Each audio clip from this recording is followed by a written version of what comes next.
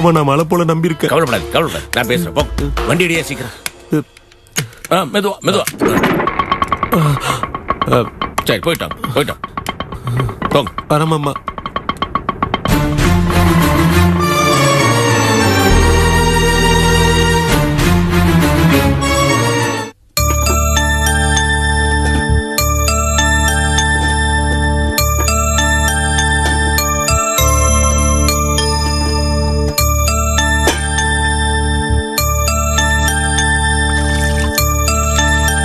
அண்ணி, நான் போயிட்டு வரேன். சரி.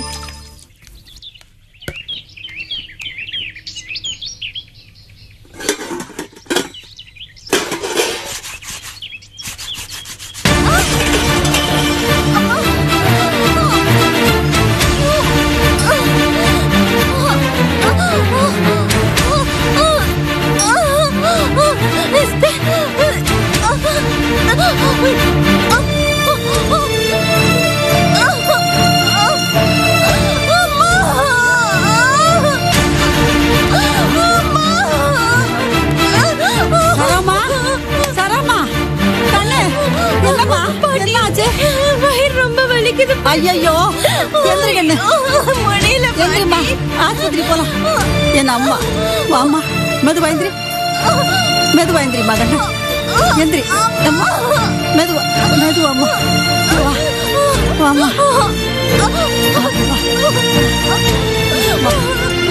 உட்காரு, இப்படியே உட்கார்ந்துருக்கன்னு நான் போய் ஒரு ஆட்டோ கொண்டு வந்துடுறேன். ஆஸ்பத்திரி போலாம். சீக்கிரம் வாங்க பாட்டி.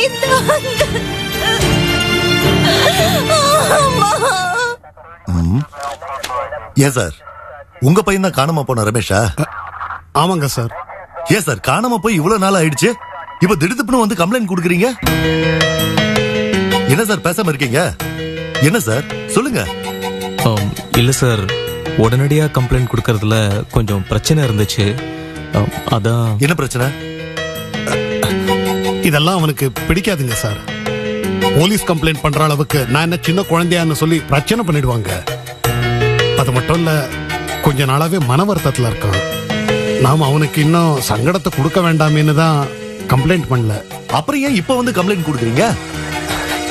நாளாயிட்டே போதுங்க.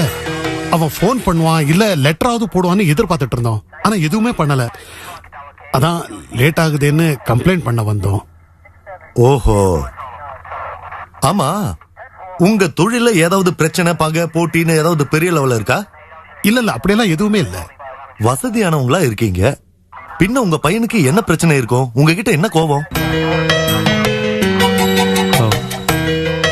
சார், இவர் பையன் ஒரு பொண்ண லவ் பண்ணாரு. உங்களுக்கு அது பிடிச்சிருக்காது, அவனை எதிர்த்திருப்பீங்க, அதனால கோவிச்சுட்டு வீட்டை விட்டு போயிட்டான், அதானே? ஐயோ இல்லீங்க, நாங்க ஒண்ணு எதிர்க்கல. அப்புறம் அந்த பொண்ணு அதை ஏத்துக்கல, அதான் ரொம்ப அப்செட் ஆயிட்டான். அப்படியே சொல்லாம கொள்ளாம வீட்டை விட்டும் போயிட்டான். அவன் எங்க போயிட்டான்னு அந்த பொண்ணுக்கு கூட தெரியாது.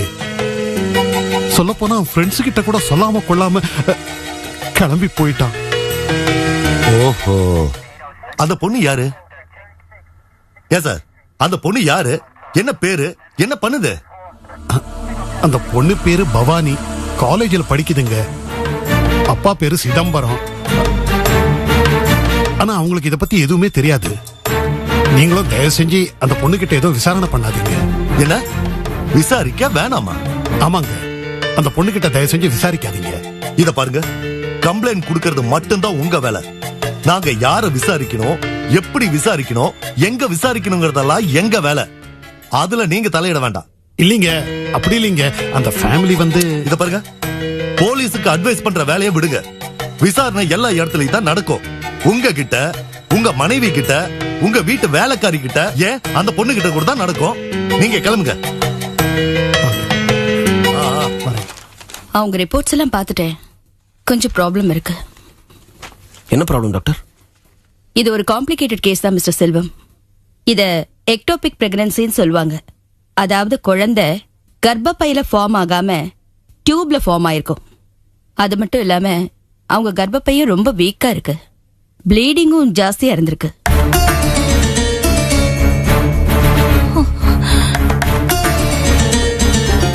இது வேற வழியே இல்லையா டாக்டர்?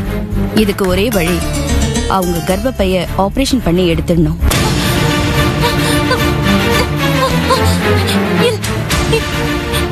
இல்ல, நான் இதுக்கு ஒத்துக்க மாட்டேன். நான் ஒத்துக்க மாட்டேன் இதுக்கு. தயவு செஞ்சு ஆபரேஷன்ல சொல்லாதீங்க டாக்டர். அமைதியா இருங்க. என்ன ஏதுன்னு பேசிட்டு தானே இருக்கோம். கொஞ்சம் ரிலாக்ஸ்டா இருங்க. டாக்டர், எனக்கு இந்த குழந்தை வேணும் டாக்டர். இந்த குழந்தை வேணும். நான் இதுக்கு ஒத்துக்க மாட்டேன். இத நாம சீரியஸா எடுத்துக்காம குழந்தைய வளர விட்டா உன் உயிருக்கே ஆபத்துமா. இது ரொம்ப ரிஸ்கான விஷயமா. இல்ல டாக்டர், எவ்வளவு வலி வந்தாலும் நான் தாங்கிக்குவேன். பாட்டி சொல்லுங்க. அண்ணி ப்ளீஸ் அண்ணி, கொஞ்சம் அமைதியா இருங்க. அழாத கண்ணு. எனக்கு இந்த குழந்தை வேணும். நான் இதுக்கு ஒத்துக்க மாட்டேன். நீ வலிய பொறுத்துக்கிறத பத்தி நான் சொல்லலம்மா. இது உன் உயிருக்கே ஆபத்துன்னு சொல்ற, நீ கேட்க மாட்டேங்கிறியே. பரவாயில்ல டாக்டர், என் உயிர் போனாலும் பரவாயில்ல. எனக்கு இந்த குழந்தை தான் முக்கியம். எனக்கு இந்த குழந்தை வேணும். எனக்கு இந்த குழந்தை வேணும். செல்வம் சொல்லுங்க. என்ன பேசுறீங்க? டாக்டர், எனக்கு இந்த குழந்தை வேணும். இதான் முக்கியம். சரிம்மா சரி, அதெல்லாம் அப்புறம் பாத்துக்கலாம். இப்ப நீ நல்லா தூங்கி ரெஸ்ட் எடுக்கணும். உனக்கு தூங்குறதுக்கு மருந்து கொடுத்திருக்கேன். எனக்கு இந்த வாமா படுமா. பாட்டி சொல்ற கேளுமா. ரெஸ்ட் எடுங்க அண்ணி. நல்ல தூக்கம் வரும். தூங்கு. இருமா, அழாதம்மா. தூங்குமா. இரு. ஒண்ணும் பயம் இல்ல. குழந்தை வேணும். தூக்கம் வருது பத்தியா. தூங்கு தூங்கு. குழந்தை ஒண்ணும் பயம் இல்ல.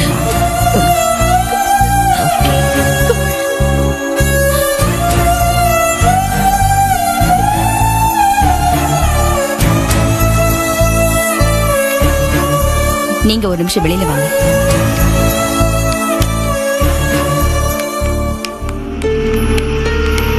டாக்டர், எங்க அண்ணனும் அண்ணியும் இந்த குழந்தைய பத்தி ரொம்ப கனவு கண்டிருக்காங்க டாக்டர். இதுக்கு ஏதாவது ஒண்ணு பண்ண முடியுமா டாக்டர்?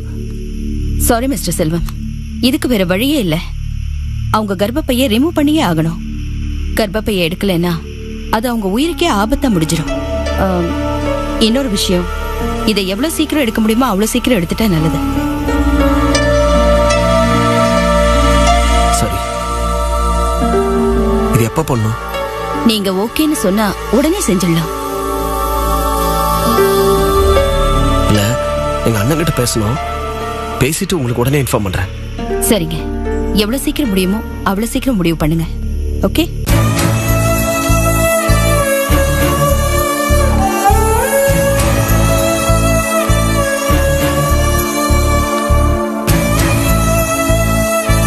செல்வா, என்னப்பா இது?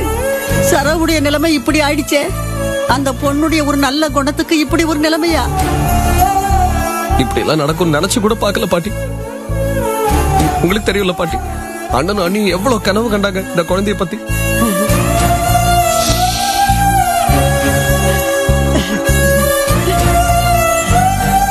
பாட்டி விடுங்க, ஆனது ஆயிப்போச்சு.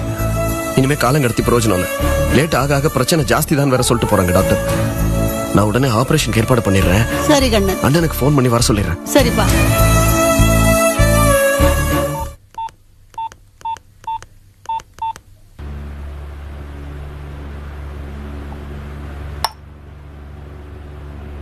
ஹலோ அண்ணே, செல்வம் பேசுறேனே. சொல்லுடா.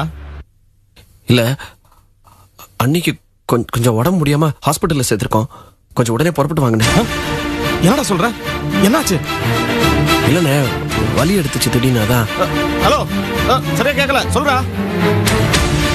நீங்க புறப்பட்டு வாங்கண்ணே சொல்றேன். என்னடா?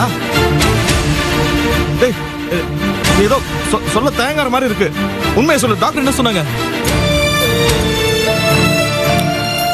இல்லண்ணே, பயப்படுறதுக்கு ஒண்ணும் இல்ல. நீங்க கொஞ்சம் உடனே வாங்கண்ணே. டேய், சரியா சொல்ற. ஏன்டா தயங்கி பேசுற? இல்லண்ணே, இங்க செல்லு சிக்னல் சரியா கிடைக்கல. நீங்க கொஞ்சம் உடனே புறப்பட்டு வாங்க. சீக்கிரமா வச்சிடுறேன். மாணிக்கம், என்னப்பா? அம்மா, செல்வம் போன் பண்ணா. சரோக்கு உடம்பு சரியில்லாம ஆஸ்பத்திரியில சேர்த்திருக்காங்க. ஐயோ, என்னப்பா அது? உண்டா இருக்கிற நேரத்துல குழந்தைக்கு அம்மா, அந்த மாதிரி எல்லாம் ஒண்ணும் ஆகாதுமா. நீ எதுவும் சொல்லாதீங்க. நான் கிளம்புறேன். இல்லப்பா, நானும் கூட வரேனப்பா. நிர்மலா தனியா இருக்கு. இல்லண்ணே, நான் பாத்துக்கிறேன். நீங்க கிளம்புங்க. சரி, சீக்கிரம் கிளம்புமா. நான் கிளம்புறேப்பா. இதோ கிளம்பிட்டேன். என்னப்பா ஏதோ யோசனையில இருக்கீங்க? ரவி மாப்பிள்ளைய நினைச்சாதாம்மா ரொம்ப கவலையா இருக்குது. அட, உங்களுக்கு வேற வேலையே இல்லையாப்பா? அந்த ஆளை நினைச்சாலே எரிச்சலா வருது. சரியான குரங்கு புத்திக்காரனா இருப்பான் போல இருக்கு. சரியா சொன்னே நீ. இன்னைக்கு அந்த ஆளு என்ன பண்ணாரு தெரியுமில்ல? என்ன பண்ணப்பா? நாங்க பிளாட் போட்டு விக்கிற இடம் எம்பிட்டு தூரம் இருக்குது. ஒரு ஆட்டோ வச்சுக்கிட்டு நோண்டிக்கிட்டு அங்க வந்துட்டாருமா அவரு. வந்து லீலாவையனை சேர்த்து வைங்க, அவ இல்லாம என்னால இருக்கவே முடியல, எப்படியா நீ சேர்த்து வைங்கன்னு கால் விழாத கூட அலறாருமா அவரு. ஏன்பா ஏன் இப்படி ஒவ்வொரு நாளும் ஒவ்வொரு மாதிரி நடந்துக்கிறாரு? அதானே, அவரை எதுல சேர்க்கறதுனே தெரியலம்மா. கோவம் வந்தா நாக்கில் நரம்பு எல்லாம் பேசுவாரு. இந்த மாதிரி நினைச்சுன்னா கண்ணில் கண்ணீர் விட்டுக்கிட்டு பாக்குறவங்க எல்லாம் கலங்கி போய் என்கிட்ட நியாயம் பேச ஆரம்பிச்சிட்டாங்கம்மா. அந்த ஆளை புரிஞ்சுக்கவே முடியலம்மா.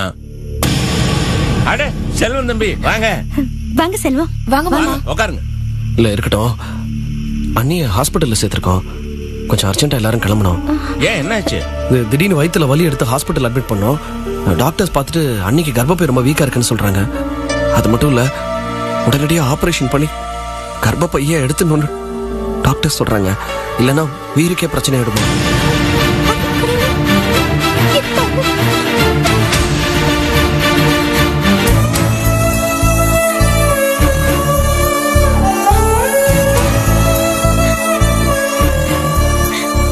இப்படி அடுக்கடுக்கா சரோவுக்கு ஏன் தான் சோதனை வந்துகிட்டே இருக்கோ தெரியல.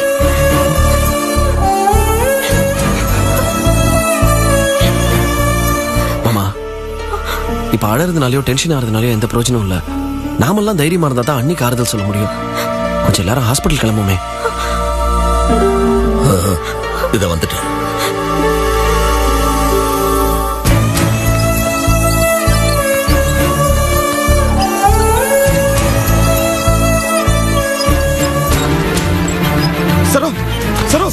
சார் கொஞ்சம் இருங்க.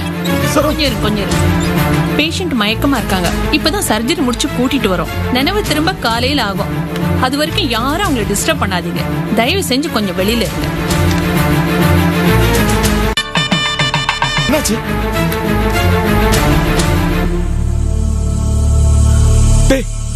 என்னடா ஆச்சு? அண்ணே தயவு செஞ்சு அப்செட் ஆகாதீங்கண்ணே. என்ன ஆச்சு சொல்றா? வாழ்க்கையில சில விஷயங்கள் எல்லாம் ஏத்துக்கிட்டு தானே ஆகணும். டென்ஷன் ஆகாத, என்னாச்சு சொல்லு. நேத்து அண்டி வயிற்று ரொம்ப வலிக்குதுன்னு சொன்னாங்கண்ணே. சரி ஹாஸ்பிட்டல்ல கொண்டு வந்து சேர்த்தோம்.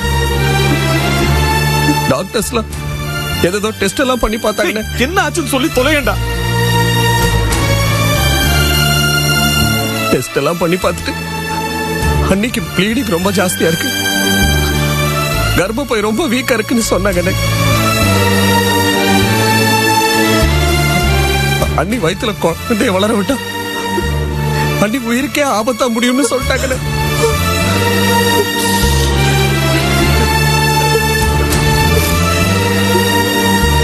அதனால அண்ணி உடம்புல இருந்து கர்ப்பப்பைய ஆபரேஷன் பண்ணி எடுத்துட்டாங்கண்ணே.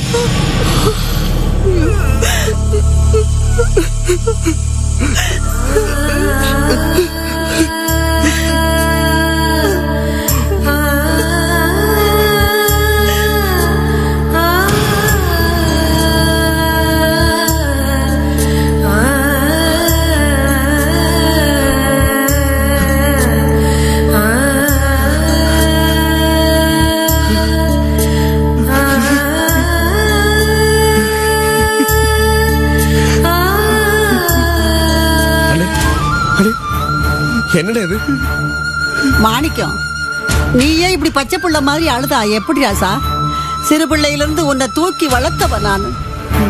உன் கண்ணுல இருந்து இப்படி தண்ணி வந்து நான் பார்த்தது இல்லையே. எப்பா, சரோவுக்கு ஆறுதல் சொல்ல வேண்டிய நீயே இப்படி மனம் கலங்குனா எப்படி ராசா? வருத்தப்படாத, தைரியமா இரு ராசா. ஆமாங்க, சரோவை அழுத கூட நீங்க தானே ஆறுதல் சொல்லி அவன் மனசு தேத்தணும். இத பாருங்க, இந்த மட்டும் அண்ணி உயிருக்கு எந்த ஆபத்தும் இல்லையே, அதை நினைச்சு நம்ம சந்தோஷப்படுவோம். ஆமாப்பா, ப்ளீஸ். கடவுள் பெரிய உயிரை காப்பாத்துறதுக்காக வேண்டி சின்ன ஒரு சேதாரத்தை உண்டு பண்ணிட்டாருன்னு நினைச்சுக்க என்ன கண்டா.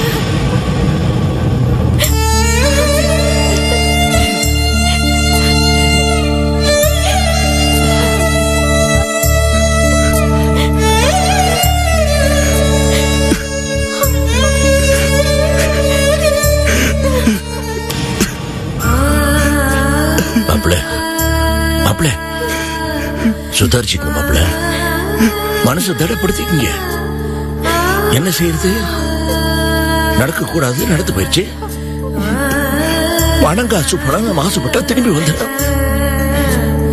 இதெல்லாம் அப்படியா? என்ன செய்யுது? அழதிங்க மாப்பிள்ள. அண்ணே இதை பாருங்க. மாப்பிள்ள அழாதீங்கண்ணே, தைரியமா இருக்கண்ணே. அழதிங்க. நாங்களும் இருக்கோம்ண்ணே, ப்ளீஸ்ண்ணே.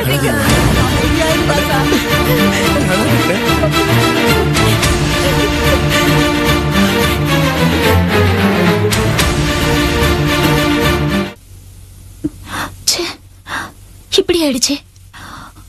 சரோக்கா எவ்வளவு ஆசையா இருந்துச்சு.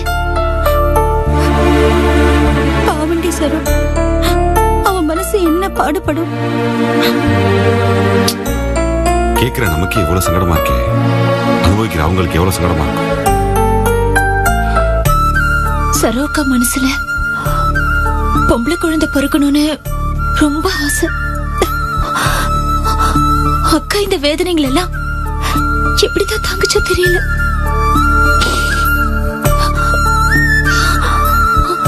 ஏதோ இந்த குழந்தைக்கு தான் பிரச்சனைனா அடுத்த குழந்தையில பாத்துக்கலான்னு விட்டுடலாம். இனி குழந்தையே இல்லைனா பாவம் சரோக்கா.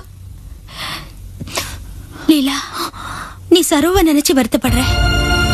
ஆனா மாணிக்கம் எவ்வளவு உடைஞ்சு போயிட்டார் தெரியுமா? அவர் அந்த அளவுக்கு குமரி அழுததை பார்த்தப்போ என்னால நம்பவே முடியலடி.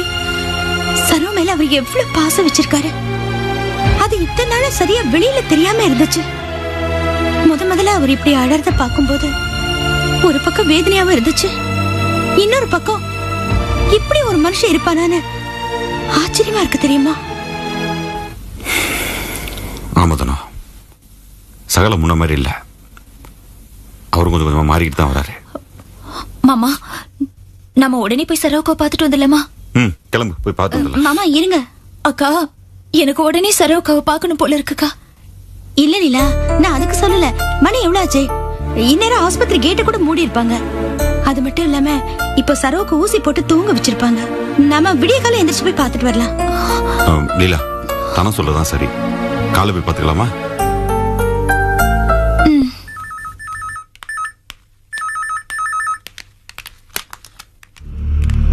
பேஷண்ட் கண் முழிச்சுட்டாங்க. அவங்கள டிஸ்டர்ப் பண்ணாம அமைதியா போய் ஒவ்வொருத்தரா பார்த்துட்டு வாங்க.